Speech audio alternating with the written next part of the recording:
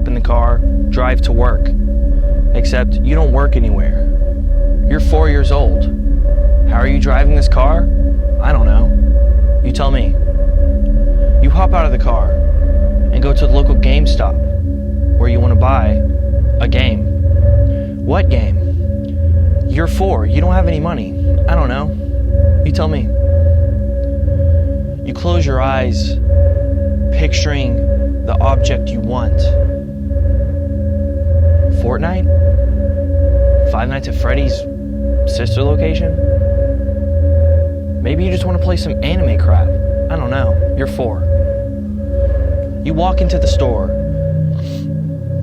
pick out the game you want, which is actually Five Nights at Freddy's, not sister location, the very first one. You look into the clerk's eyes, say,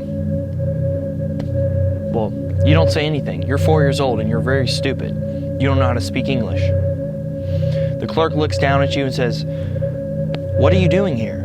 It's 12 a.m. Where are your parents? And how did you get here? None of this makes sense to you. You're 4 and you're also very stupid. You wake up in a hot sweat in the middle of the night. Wait a minute. You're not 4 years old. You're 35, living in your grandmother's basement because you have no life.